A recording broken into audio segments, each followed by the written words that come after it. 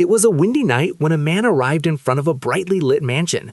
Out of nowhere, a circular golden watch fell from the sky. Without thinking, he caught it instantly. Inside the mansion, everything was tense. The head of the Wrong family, a man who had spent his life serving and protecting his country, was lying on his bed at 98 years old.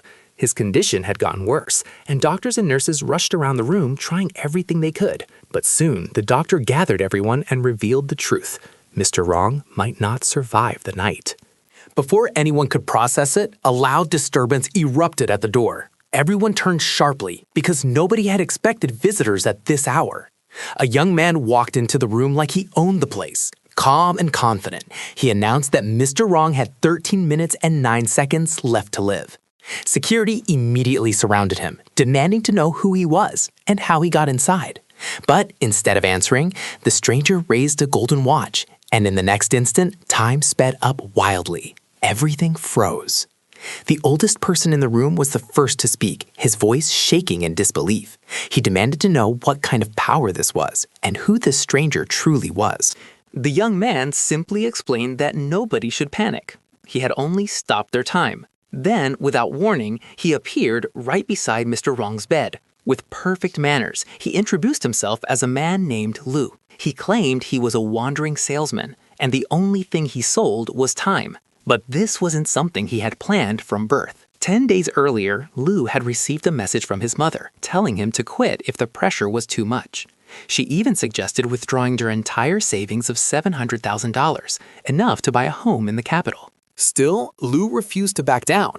To him, ordinary people were insignificant in a city built for giants, but he didn't want to live quietly and accept defeat. He wanted more from life, even if he wasn't meant to be the main character. Then, his thoughts were interrupted when a man suddenly rushed past him, shouting that he was late. The man didn't even apologize. Lu tried calling out, but the man ignored him, and moments later ran into the road and got hit by a vehicle.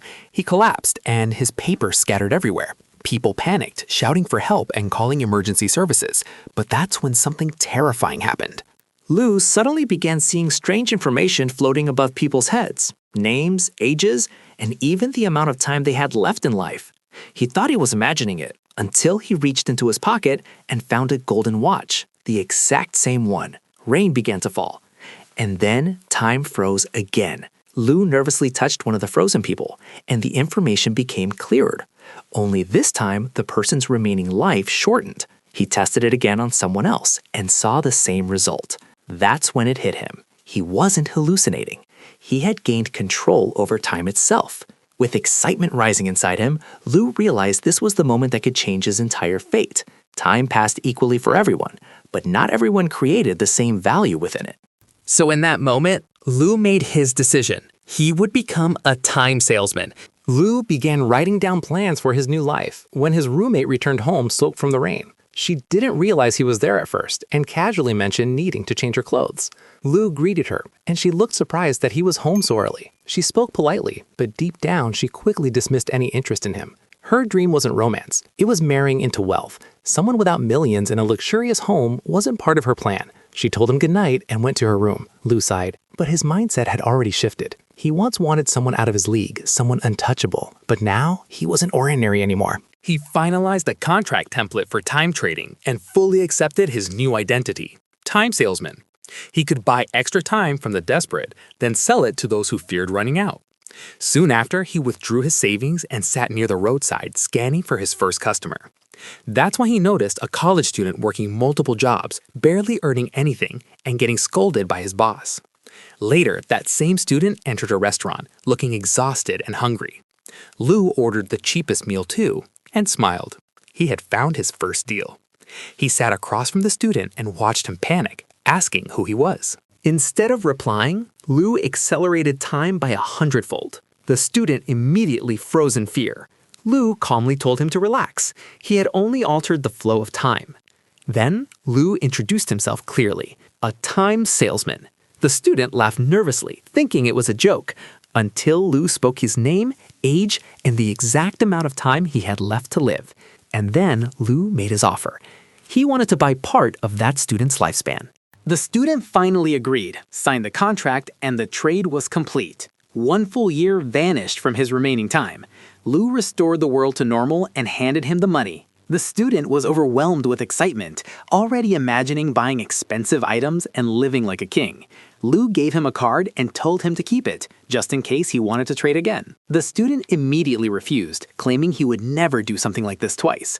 But Lu only smiled, confident the student would return eventually. After leaving, Lu sat quietly and thought. If time were the rarest and most valuable thing on Earth, he couldn't waste it on small targets forever. So he searched online and found the perfect next customer, the Wrong family. Their leader was critically ill, and their influence was massive. Lu knew it instantly. This was where the real money was. He headed straight to their mansion.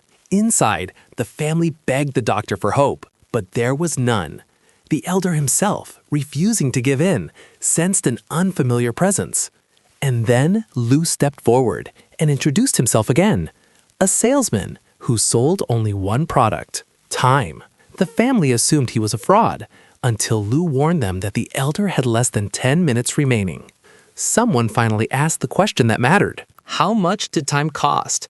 Lu explained his pricing system, saying a year of time was worth a fraction of what the buyer could produce in a year. But before the discussion could continue, Lu cut in again. The elder had only 5 minutes left. Panic took over.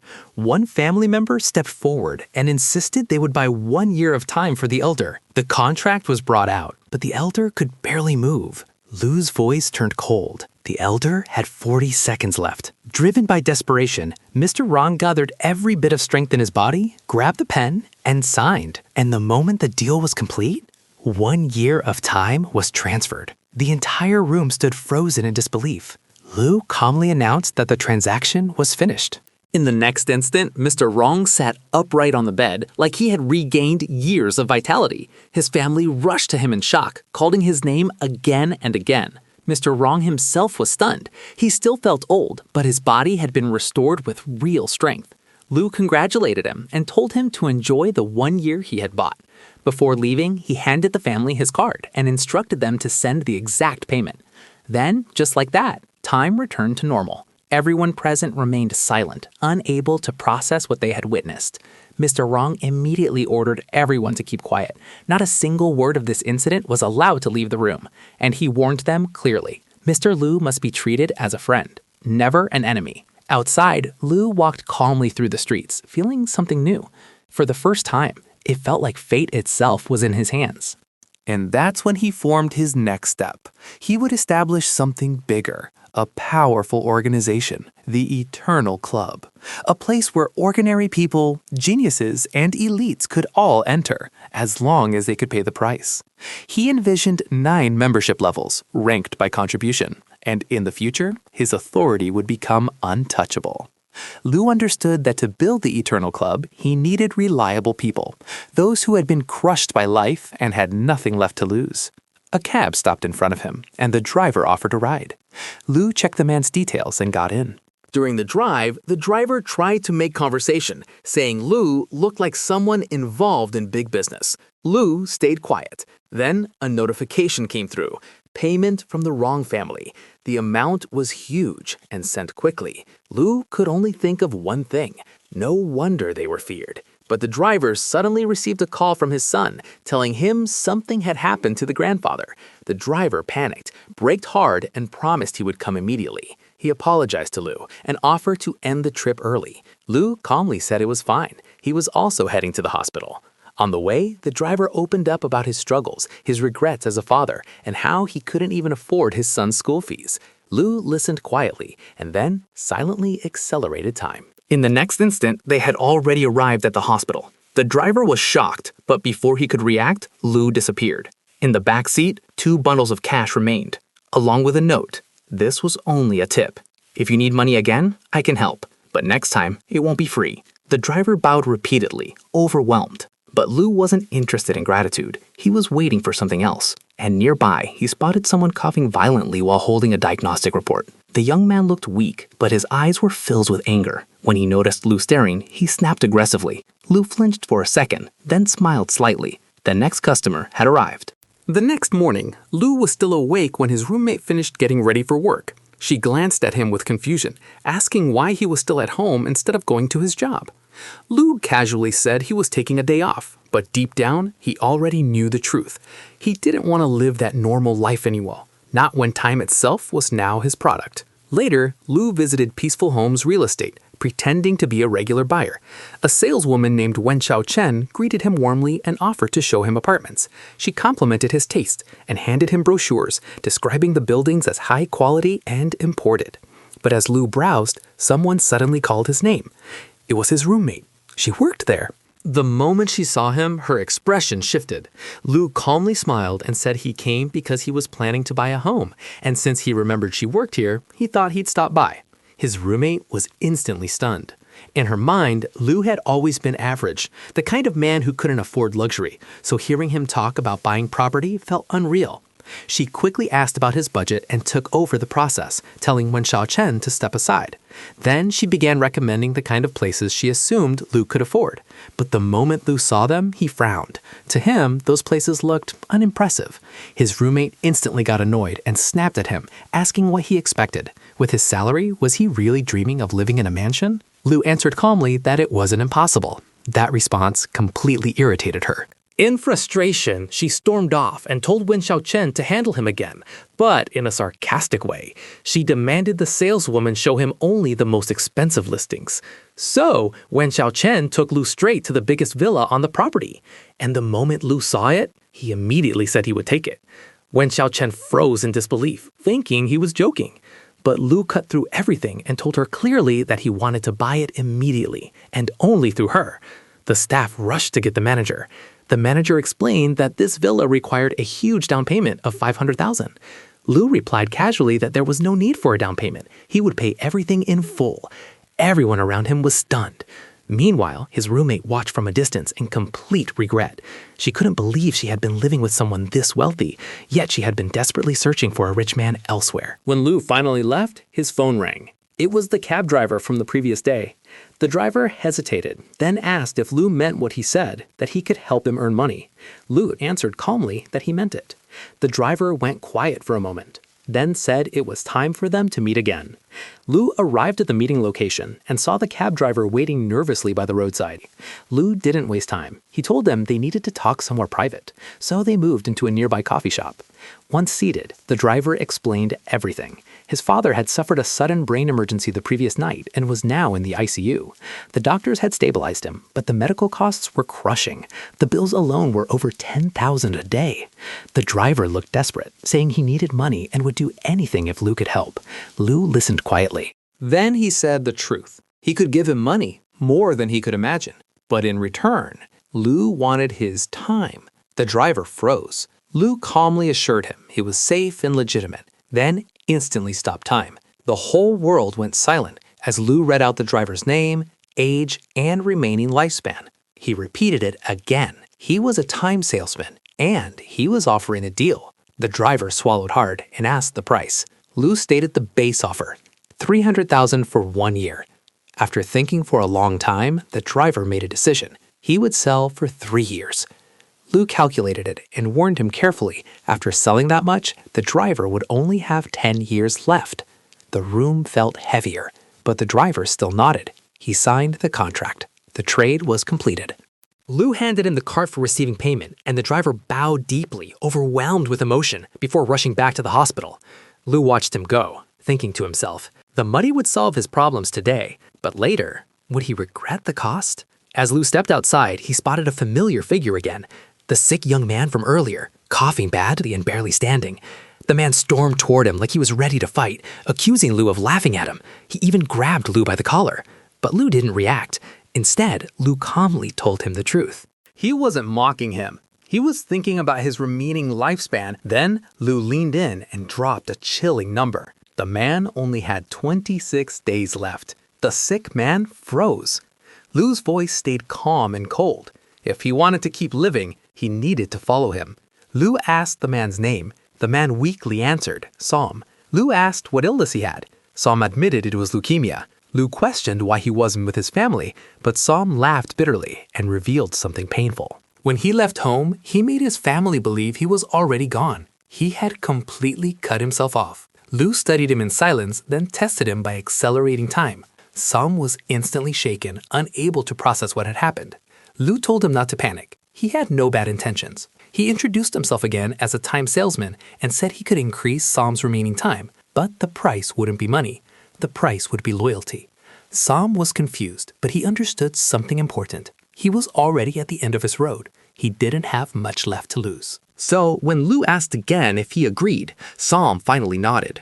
Then, trembling, he called Lu elder brother, showing submission.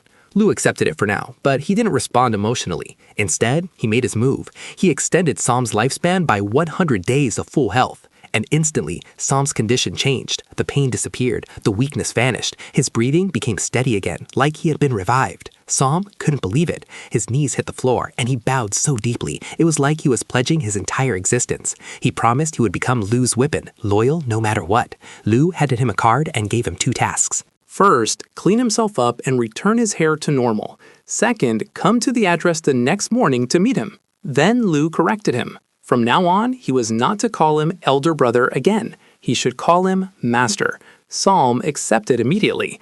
And when Sam lifted his head again, Lu was already gone. Back at home, Lu reflected calmly.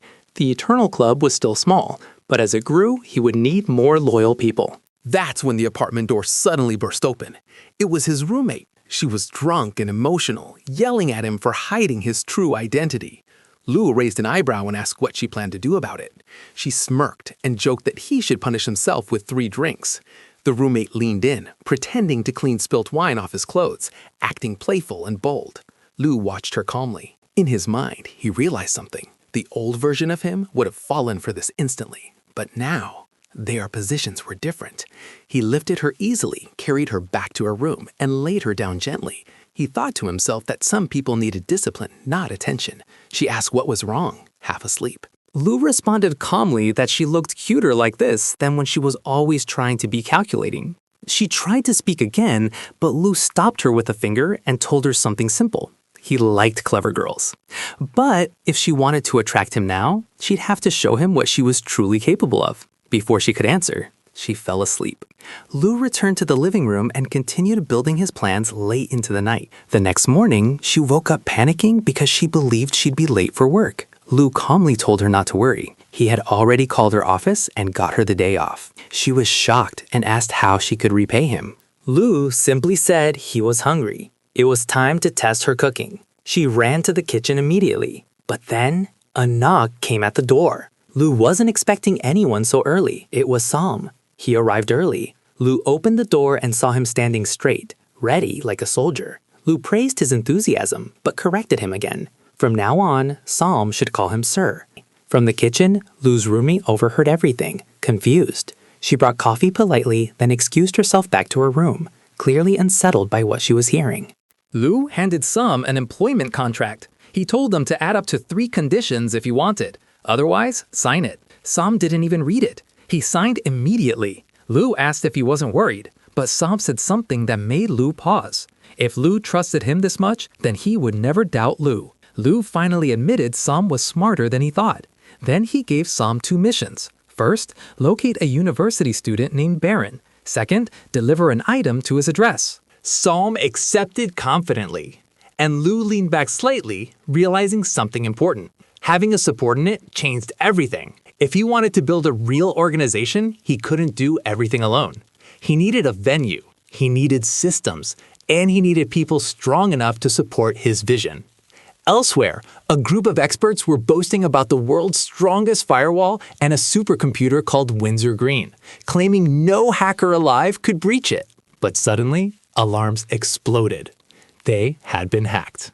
News spread worldwide almost instantly. A massive computer virus had attacked the city's systems. Financial platforms and government systems were crippled, and early estimates said the loss had already exceeded $10 billion.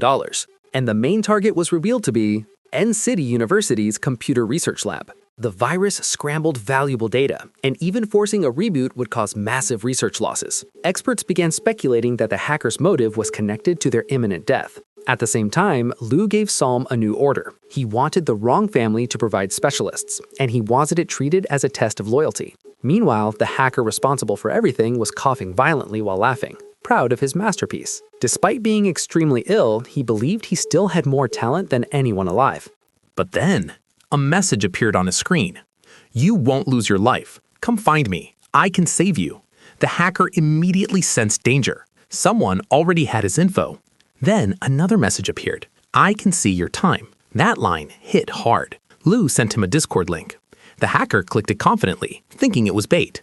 But seconds later, a new message appeared calling him by his full name, Robert Tappan Morris. Robert froze. He demanded how they knew his identity. Lou replied that not only did he know his name, he knew Robert's time was almost finished. Then, Lou sent one final message that silenced everything. Robert only had 10 days left. Robert panicked. He couldn't accept it, but Lou's message came again. Belief wasn't required. The offer was simple. Lou could offer him the one thing he wanted most: time. Lou ended the conversation saying Robert should be able to find him within 10 days, and the connection cut off. Lou then reminded Psalm of something important. Even if Robert was a genius, he was still human, and humans feared running out of time. Robert didn't waste a second. The moment he realized his time was running out, he rushed straight to the airport, desperate to locate Mr. Lou as fast as possible. He kept telling himself that he didn't have much time left. After reaching a certain location, Robert leaned against the wall, breathing heavily, and started coughing nonstop. A security officer noticed him immediately and walked over, concerned. The officer asked if Robert was okay and offered to take him to the hospital, but Robert quickly brushed it off. Before the officer could leave, Robert stopped him and asked for directions, showing him a photo on his phone. Meanwhile, Psalm was speaking privately with Lou. Even though Lou had given him more time, his body still felt like it was slowly weakening again. Lou's expression turned serious. He ordered Psalm to get a microscope with high-powered lenses and provide a blood sample as soon as possible. Psalm was confused, but Lou calmly explained that he had discovered a new possibility, and if his theory worked, Psalm would receive a reward beyond imagination. Lou began his experiment by slowing time down by a factor of 2, and immediately the results proved it. It worked. Not long after that, Robert finally tracked Lou down and arrived at his residence, determined to see the truth with his own eyes. But the moment Robert got close, the door suddenly burst open. Psalm lunged forward and grabbed them aggressively, accusing him of sneaking around to steal something.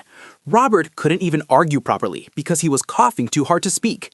At that moment, Lou arrived and calmly asked what the problem was.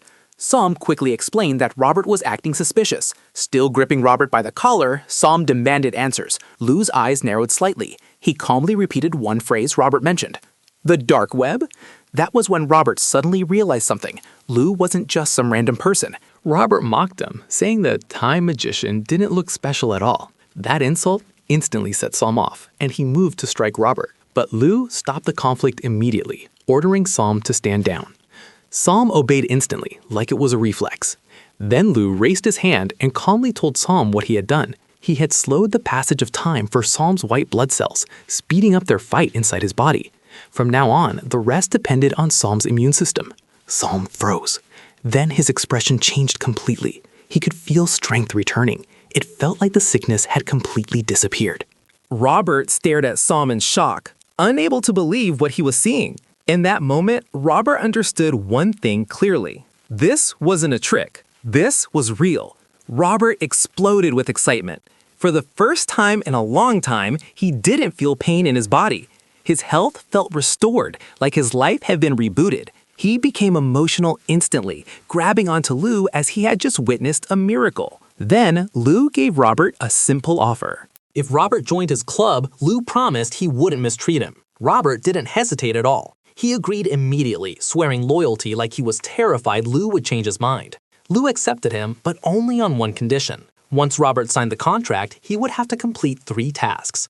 The first task was building a database of talented people across the world, especially those with weak health. The second task was building another database focusing on age, wealth, health condition, and overall influence. And the third task was the most urgent. Lou wanted Robert to create a secret messaging software, something secure, something built for the Eternal Club. Robert laughed confidently and said it was easy. To him, this was nothing compared to what he'd already done. At the Wrong family escape, someone hesitantly asked if Mr. Lou could truly allow people to escape death and live again. Mr. Wrong answered calmly that he felt amazing. His body didn't lie. Just then, security entered with a package delivered by a young man.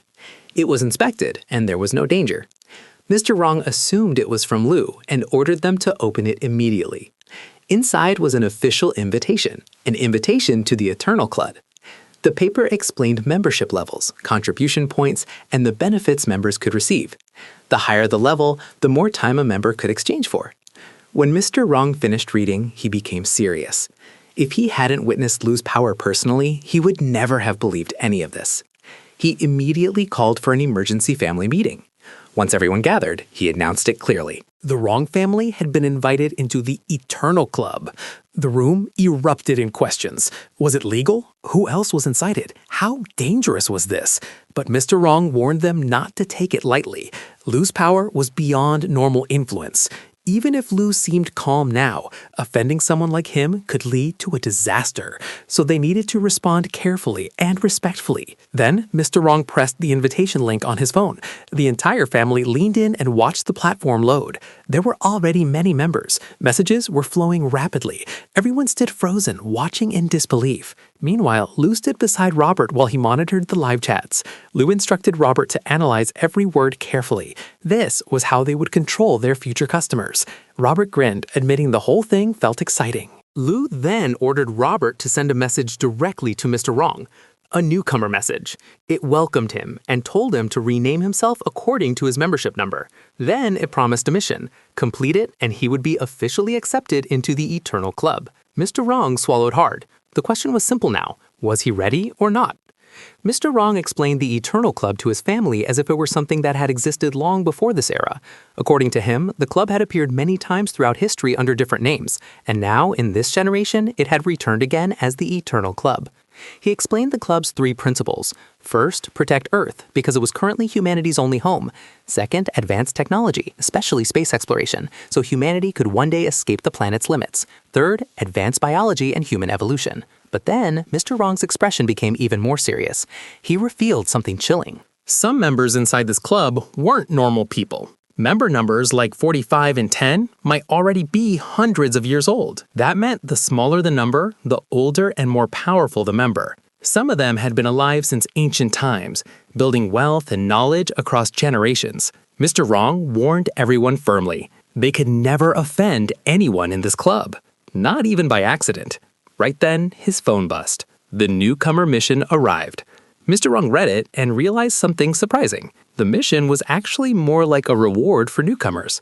Without hesitation, he ordered his entire family to take action immediately and find a location that perfectly matched the requirements. Elsewhere, Robert informed Lu that the Wrong family had responded. Lu laughed quietly, saying the bait worked. But Lu also warned Robert to stay alert. The Wrong family must not discover their true location. Robert confidently assured him that with his skills, they would never even find a trace. A few days later, Robert placed a stack of documents on Lu's table. The locations the Wrong family found were high-level properties, expensive and carefully selected. Lu flipped through them slowly and thoughtfully. The first gathering place of the Eternal Club couldn't be average. It had to be perfect. Eventually, Lu's eyes stopped on one listing, behind a major university. Lu nodded. This was the one. Soon after, Lu arrived at the property with Robert and Sam. Mr. Wrong welcomed Lu warmly, thanking him again for saving him.